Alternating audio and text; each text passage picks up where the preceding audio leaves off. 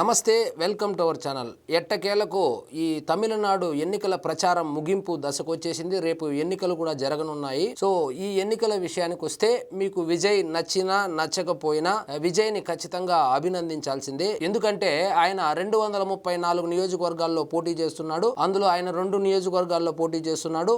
అదేవిధంగా పాండిచ్చేరిలో కూడా అన్ని పార్టీల కన్నా ముందు ఆయన అభ్యర్థుల్ని ప్రకటించి అందరినీ ఆశ్చర్యానికి అయితే గురి చేయడం జరిగింది. సో ఇది పక్కన పెడితే ఆయన ఆటో డ్రైవర్కి టికెట్ ఇచ్చాడు. అదేవిధంగా తన కారు డ్రైవర్ కొడుక్కి టికెట్ ఇచ్చాడు. సాధారణ మహిళలు, గృహిణులకు టికెట్ ఇచ్చాడు. సోషల్ మీడియాలో యాక్టివ్గా పనిచేసినటువంటి వ్యక్తులు ఎవరైతే ఉన్నారో, మహిళలు ఎవరైతే ఉన్నారో వాళ్లకు కూడా టికెట్లు ఇచ్చి ఆయన నిజంగా అందరినీ ఒక ఆశ్చర్యానికి గురి చేశాడు. సో ఈ విషయానికి సంబంధించి మన మేధావి ఉన్నాడు కదా, దారి తప్పినటువంటి మేధావి, అంటే మేధావి అని ఆయనే ఫీల్ అవుతూ ఉంటాడు. సో ప్రకాష్ రాజ్ ఎవరైతే ఉన్నాడో ఒక ఆటో డ్రైవర్ గురించి ఎంత నీచంగా మాట్లాడుతూ ఉన్నాడో ఒక్కసారి వినండి.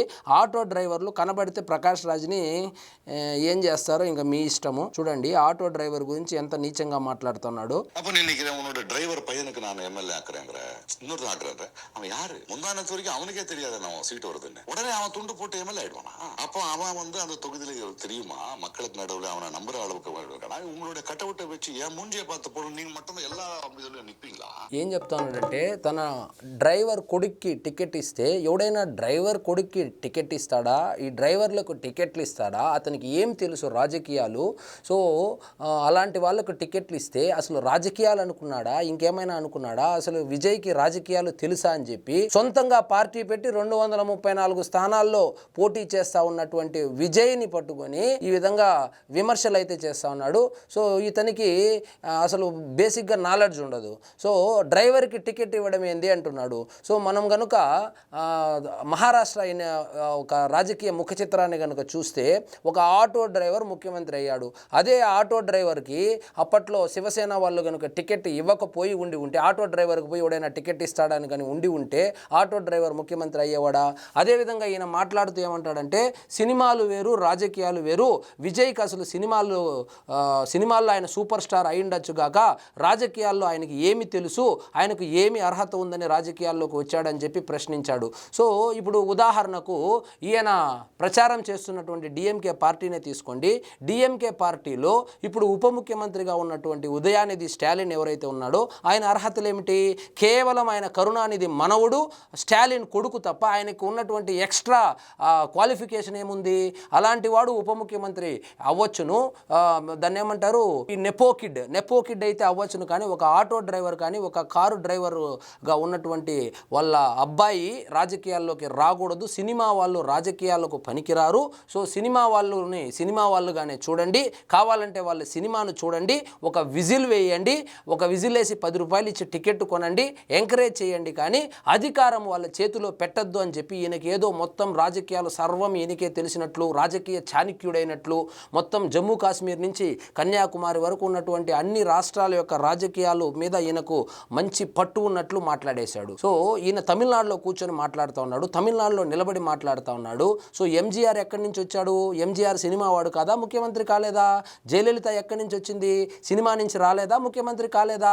ఇప్పుడు పక్క రాష్ట్రాల్లో తీసుకుంటే ఎన్టీఆర్ ఎక్కడి నుంచి వచ్చాడు? సినిమాల్లో నుంచి వచ్చి ముఖ్యమంత్రి కాలేదా? అదేవిధంగా నువ్వు అభిమానించేటువంటి కరుణానిధి సినిమాల్లో నుంచి వచ్చి ముఖ్యమంత్రి కాలేదా? సో నీకు విషయ పరిజ్ఞానం లేకుండా సో సినిమా వాళ్ళు పనికిరారని చెప్పి అదే ఇండస్ట్రీలో ఉండి అదే ఇండస్ట్రీకి సంబంధించినటువంటి వ్యక్తులను ఈ విధంగా అవహేళన చేయడం అనేది నిజంగా ఏమనాలో కూడా నాకు అర్థం కావడం లేదు. అదేవిధంగా ఈయన ప్రచారానికి వెళ్తాడు. ఎక్కడెక్కడ ప్రచారానికి వెళ్తాడో చెప్తాను చూడండి. ఈయన పోటీ చేసేదేమో ఇండిపెండెంట్గా పోటీ చేస్తాడు. ఈ కేరళకి వెళ్ళి కమ్యూనిస్టుల కోసము ప్రచారం చేస్తాడు. ఆంధ్రాకు వచ్చి ముసుగులో వైఎస్ఆర్సీపీ వాళ్ళకు సపోర్ట్ చేస్తాడు. ఎందుకంటే మొన్న చూపించాను నేను ఒక వీడియోలో వైఎస్ఆర్సీపీ పార్టీకి సంబంధించి ఈయనకి సాఫ్ట్ కార్నర్ ఏ విధంగా ఉంటుందంటే, సో ఆ డీలిమిటేషన్ బిల్లుకు సంబంధించి, మహిళా రిజర్వేషన్కు సంబంధించి చంద్రబాబు నాయుడు గారు, పవన్ కళ్యాణ్ గారు వేసినటువంటి ట్వీట్లకు మాత్రమే ఈయన సమాధానం ఇచ్చి క్వశ్చన్ చేశాడే కానీ జగన్మోహన్ రెడ్డి గారు వాళ్ళిద్దరికన్నా ముందు ట్వీట్ వేస్తే దాన్ని పట్టించుకోలేదు. ఎందుకంటే వాళ్ళు ఒకటన్నమాట.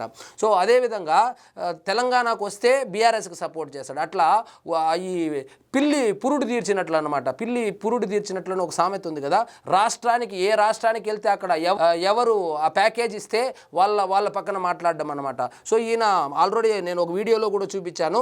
సో ఈయన వెళ్ళి అక్కడ ప్రెస్ మీట్ పెడితే సరిపోయిందా ఇంకేమైనా మాట్లాడమంటారా అంటే లేదు అధికార పార్టీ గురించి కొంచెం గొప్పగా చెప్పు అంటే మాట్లాడినటువంటి ఈయన ఖుష్బూ హస్బెండ్ ఎక్కడో పోటీ చేస్తూ ఉంటే ఆయన గురించి మాట్లాడతాడు. మొన్నటి వరకు షూటింగ్ చేసుకుంటా ఉన్నాడు, ఇప్పుడు వచ్చి రాజకీయాల్లోకి వస్తూ ఉన్నాడు, రాజకీయాల్లో పోటీ చేస్తా ఉన్నాడు, ఈయనకి ఏం అర్హత ఉందని. అసలు ముందు నీకేం అర్హత ఉంది?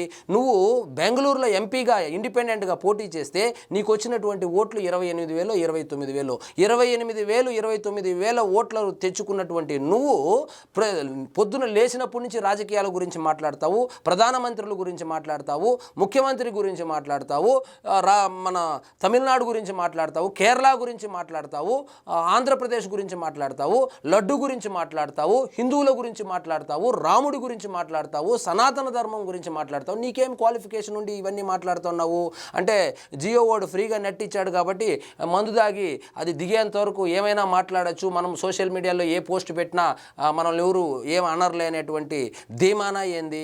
కాబట్టి ఒక వ్యక్తిని కించపరిచేటప్పుడు ఇప్పుడు నువ్వు కించపరిచింది ఎవరినో తెలుసా? సినిమా వాళ్ళని కించపరిచే, సరే అది పక్కన పెట్టండి, మీరు ఏడైనా కొట్టించుకోండి.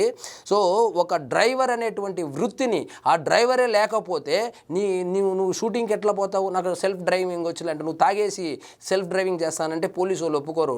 డ్రంక్ అండ్ డ్రైవ్లో దొరికినావంటే 3 సార్లు దొరికితే ఆ లైసెన్స్ కూడా క్యాన్సిల్ చేస్తారు. కాబట్టి నువ్వు తాగి వెనకాల పడుకుంటే నిన్ను సేఫ్గా ఇంటికి తీసుకొని పోయేది ఆ డ్రైవరే. అలాంటి డ్రైవర్ వృత్తిని నువ్వు ఎంత నీచంగా మాట్లాడావంటే అంత నీచంగా మాట్లాడావు. సో అంటే రాజకీయాల్లోకి రావాలంటే ఏమి క్వాలిఫికేషన్ ఉండాలి? కరుణానిధి మనువుడై ఉండాలనా? స్టాలిన్ కొడుకై ఉండాలనా?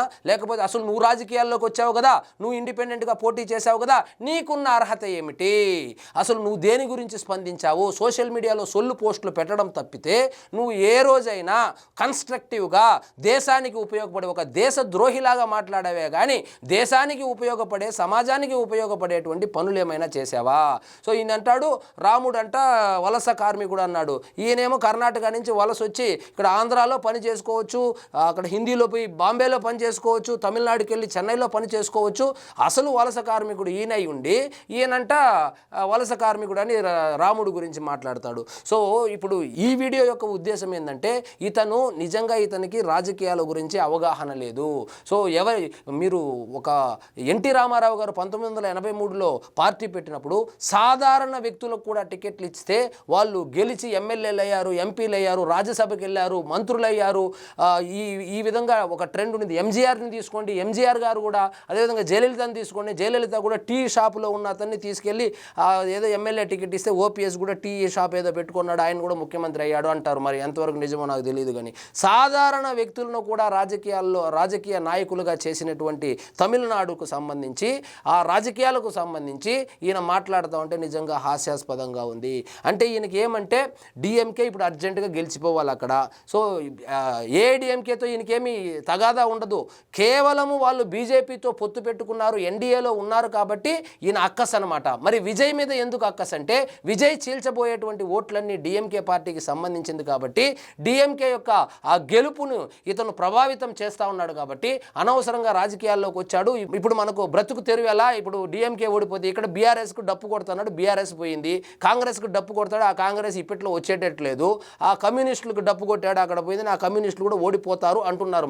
మరి ఇప్పుడు ఉండే డిఎంకే కూడా ఓడిపోతే మరి తలదాచుకునేదానికి ప్రదేశం ఎక్కడ అన్నట్లు, ఈ రాష్ట్రం ఎక్కడ ఉంది అన్నట్లు ఫీల్ అయినట్లున్నాడు.